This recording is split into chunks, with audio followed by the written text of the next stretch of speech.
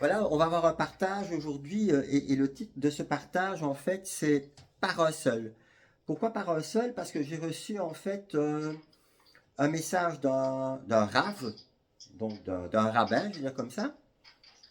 Et, euh, et c'est vrai que j'avais dit, Seigneur, de quoi veux-tu que nous parlions? Et par un seul nous amène dans une chose, c'est la responsabilité d'un seul. Alors, le poids d'un seul. Euh, sur l'acte d'un seul, d'une seule personne ou l'absence d'un seul, euh, toute l'humanité peut basculer d'un côté ou de l'autre. Alors, Yahweh n'a jamais confié le destin du monde à la foule. Il a voulu et il a passé parfois le destin de son peuple, le destin du monde, dans les mains d'un seul. Et on va voir plusieurs exemples dans la parole de Dieu où, justement, par un seul, le monde a été sauvé, mais par un seul, le monde a été condamné. Et ce qui est important aujourd'hui dans ce partage, c'est de vous regarder en vous disant, est-ce que je suis, moi, le seul dont Dieu a besoin? Je ne regarde pas les autres. Les autres, c'est leur problème. Alors, Romains 5, 12, prenez vos Bibles si vous voulez, pour que ce soit, je dirais, plus rapide dans les lectures. Donc, Romains 5, 12. Le péché est entré dans le monde à cause d'un seul être humain, Adam. Et le péché a amené la mort. Et ainsi la mort a atteint tous les êtres humains parce que tous ont péché. Par waouh! Par un seul qui a péché, un acte de désobéissance, la porte a été ouverte à la peur, à la séparation. Donc le monde entier est tombé dans la désobéissance à cause d'un seul. Une fois, nous étions en Israël et nous sommes allés visiter plein d'endroits. Et en visitant cet endroit-là, en fait, c'était le chemin de personnes, d'hommes et de femmes, bien sûr, qui, pendant la période de la Shoah, ont été peut-être le seul ou la seule à sauver des dizaines, des centaines, parfois des milliers de personnes. Et à la fin de ce parcours, il y a, je ne sais plus comment on le dit en hébreu, c'est un mot bien précis, c'est et toi, quelque part. Tu te rappelles pas le mot en hébreu, Nicole? C'était un, ça reviendra peut-être, et toi. Donc, en fait, ici, ce que j'aimerais avec l'aide du Seigneur, c'est qu'à la fin de ce partage, vous puissiez vous dire et moi. Non pas en essayant d'être sauveur de l'humanité, parce qu'on est sauveur de personne. Ok? Un seul est sauveur, hein? C'est Yeshua, lui seul. On est sauveteur de personne, on ne se sauve pas soi-même, on a besoin de Yeshua. Alors ici on voit en fait euh, dans le psaume 108, 23, je vais le lire. Donc, Yahweh parlait de détruire le peuple parce que il avait encore péché, encore et encore. Et Yahweh était en colère. Et le psaume 106, 23. 106, 23. Oui, Je t'avais dit 108. pardon alors. 106, 23. Tu l'as? Oui. Lis-le bien fort. Et il parla de les exterminer, mais Moïse, son élu, se tint à la brèche devant lui pour détourner sa fureur et l'empêcher de les détruire. En fait, le peuple est encore en train de murmurer contre Dieu. Et Dieu avait dit à Moshe, je vais tous les détruire. Et je vais refaire une descendance à partir de toi. Et Moshe s'est mis en intermédiaire et a dit, mais qu'est-ce que les autres peuples vont dire? Que tu les as fait sortir d'Égypte par des grands miracles, etc., pour les conduire dans le désert et les détruire. Ôte-moi plutôt la vie à moi. Donc, quand la colère de Dieu allait tomber sur le monde, ici on voit qu'un seul qui a été intermédiaire a retenu la main du jugement. Une seule personne qui prie quand vous avez un cœur à cœur avec Yahweh. Quand vous priez, vous pouvez sauver des milliers de personnes. Je le dis toujours, la Bible nous dit que tous les lieux que vous foulerez, Dieu vous les donnera. Est-ce que vous avez déjà pris possession des lieux où vous êtes?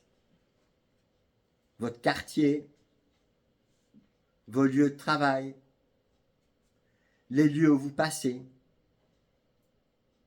dans votre famille charnelle. Peu importe où Dieu vous conduit. La question c'est, est-ce que vous réalisez qui vous êtes et est-ce que vous prenez possession de ce que Dieu vous a donné? Un seul choix peut frapper une nation entière. 2 Samuel 24, 17. C'est moi qui ai péché. Que ta main soit sur moi. Même un roi selon le cœur de Yahweh peut entraîner tout un peuple par un seul faux pas. La responsabilité spirituelle que Dieu nous donne est immense. Un seul courage a sauvé un peuple. On voit l'exemple avec la reine Esther. La reine Esther a été placée là où elle a été placée, mais en allant vers le roi, elle risquait sa vie. Qu'est-ce qu'on choisit? Se taire et laisser mourir les autres? La Bible dit, si vous êtes gênés de moi devant les autres, un jour moi aussi je serai gêné de vous devant mon Père. Parfois parler c'est risquer sa vie. Mais ne pas parler c'est perdre la vie des autres. Ne rien dire c'est parfois perdre la vie des autres. Quand tu dis être gêné, ça peut même être, par exemple, de prier pour quelqu'un en public et d'être un peu... Oui, Tu vois, de ne pas oser, de ne pas oser, ouais, de ne pas oser le faire. Alors la question, c'est pas se condamner, c'est Seigneur, pourquoi je n'ose pas parler de toi? Bon, on peut le faire dans sa tête aussi. Oui, mais on peut le faire dans sa tête, bien sûr. Mais Dieu nous demande d'être celui qui se met debout et qui parle à la foule. Par l'obéissance d'un seul, beaucoup seront rendus justes. Au Romains 5, 19. Quelqu'un d'autre peut prendre Yohanan, donc Jean 19, 30. Tu prends Romain? Oui. C'est combien? Romains 5. 5, 19 et quelqu'un d'autre, Yohanan, donc Jean 19, 30. C'est Jean combien? 19, 30. Mais c'est 1, 2, 3. Non. C'est Jean. Jean. Tu as Jean et puis tu as ouais, un ouais. Jean. Et Donc puis c'est pas les lettres, Ah, ok, ça va. c'est l'évangile de Jean. Romains 19. Jésus en Christ. Pourquoi est-ce qu'il sonne? Allez-y. Allô? Romains 19, 30. C'est Tracy, je crois. Jean 19, 30. Ouais. Donc c'est quand Jésus eut pris le vinaigre, il dit tout est accompli. En baissant la tête, il rendit l'esprit. Wow. Tout est accompli. Par le premier Adam, l'humanité a été perdue. Par le nouvel Adam, qui est Yeshua, l'humanité a été réconciliée avec le Père. Tout est accompli. Pourquoi?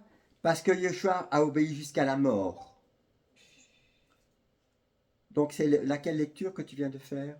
Jean 19, 30.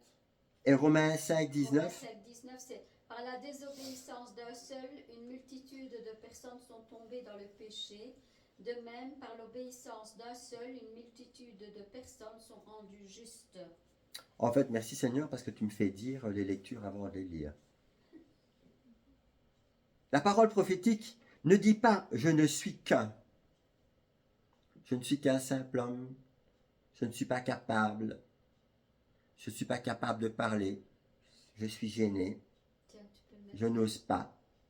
Je ne peux pas. Je ne sais pas.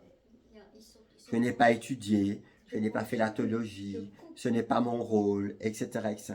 Tout ça, c'est les systèmes religieux qui vont matraquer comme ça. Est-ce qu'ils entendent bien? N'oubliez pas, les religieux, en regardant Yeshua, disaient « Mais où a-t-il étudié?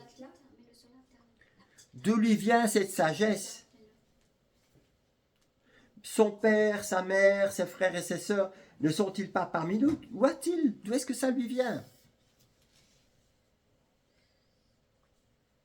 Ézéchiel 22, 30, « J'ai cherché un homme, mais je n'en ai point trouvé. »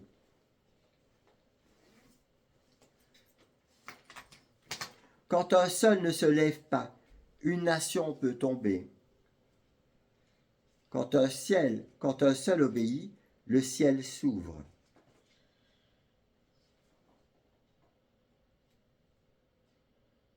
Alors, la question c'est, quand est-ce, Seigneur, est-ce que je vais arrêter de regarder ce que les autres font ou ne font pas, disent ou ne disent pas?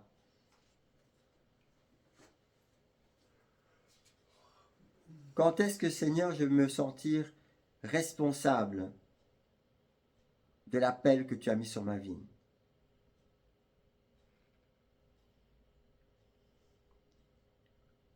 L'Ecclésia est appelée dans ces moments plus que jamais à être sur la brèche. Vous savez ce que c'est la brèche? C'est cette arête très fine sur laquelle on ne peut pas tenir soi-même en équilibre. Mais cette brèche, elle est en hauteur et c'est le plus haut.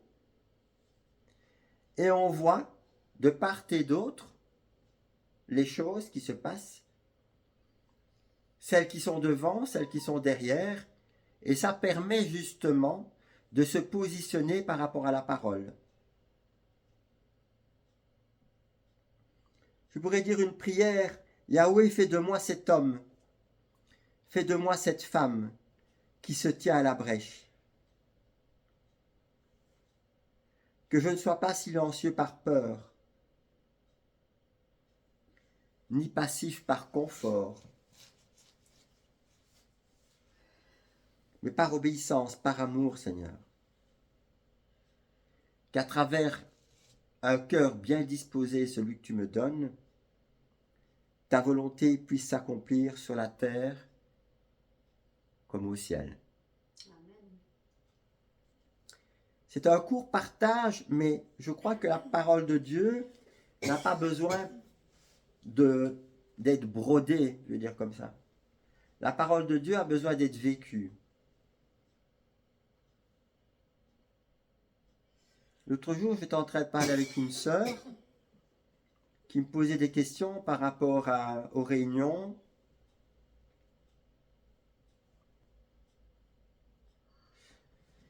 Et cette personne m'a dit, ben je viendrai si on passe me chercher.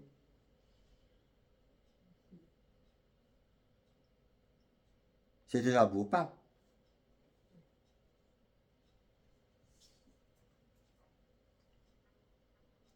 Alors je vais dire, quelle est la disponibilité que l'on a réellement pour Dieu, pour Yahweh?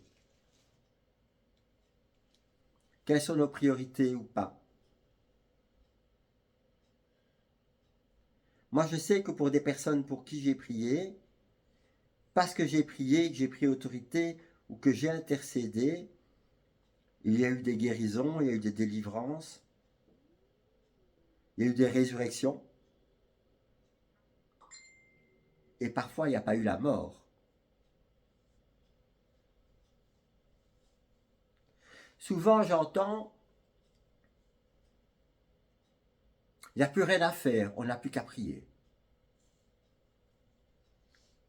C'est dramatique. Oui. C'est dramatique. Comme si la prière était la chose ultime que l'on puisse faire. Elle n'a plus rien à faire, il n'y a plus qu'à prier. Alors qu'elle devrait venir en amont. C'est ça. Alors qu'elle devrait être la seule chose qu'il faut faire. Être sur la brèche.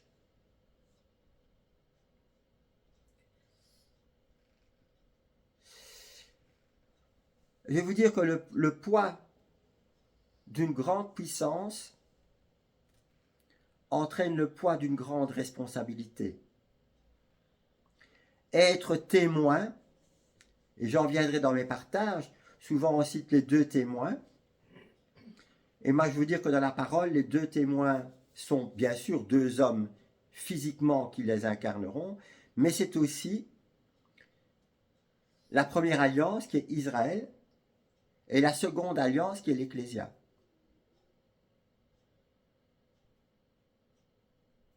Israël fait sa part, là où elle est, et elle continue. Et l'Ecclésia doit faire sa part.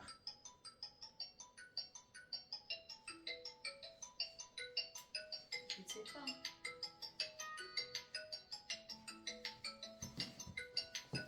Doit faire sa part. Donc voilà, je vais clôturer sur ça pour l'enregistrement. On va peut-être continuer en live. C'est quelqu'un qui est... Et Non, c'est Josué, je ne sais pas pourquoi. voilà, c'est ça. et Seigneur, voilà, conduis Seigneur et porte ta parole dans le cœur de chaque personne qui vont l'écouter. Shalom à tous et à toutes.